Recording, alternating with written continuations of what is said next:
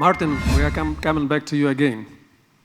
The question is, you mentioned that the inclusion of one of OVDP into OVDP tranches into the bond indexes will or may increase the potential of demand.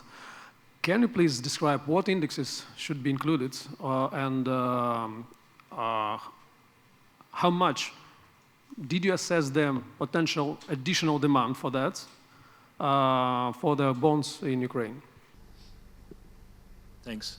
Obviously, there's quite a few different bond indices, but the one which is most relevant in the context of emerging market local currency, and the one which Mr. Butzer will also be most focused on, I think, is the JP Morgan GBI-EM local currency bond index.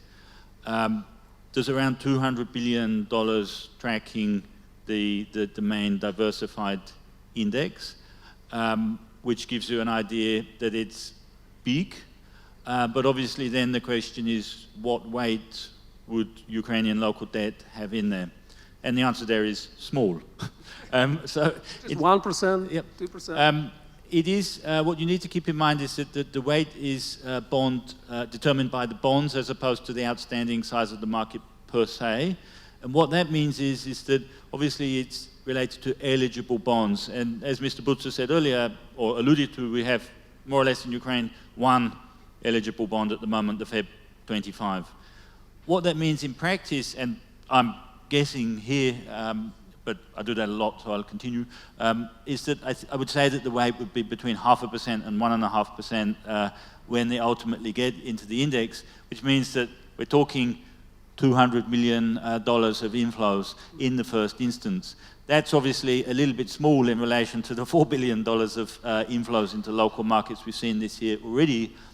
But the important point is that that's only one step along the road. In the coming years, as more bonds become eligible, number one, and number two, as the market becomes more benchmark and oriented and liquid, then the weight would increase over time as well. And one example from a different market, Romania, which only joined the GBI-EM index several years ago, this week its weight went up by 0.2% to I think around 2.5% in the index because another bond became eligible, and obviously that's something which drags a bit of money into the country. So the more bonds we have in the index, the more demand we'll have, additional demand we'll have. It sounds a bit stupid and a bit simple, but yes. Okay. Okay.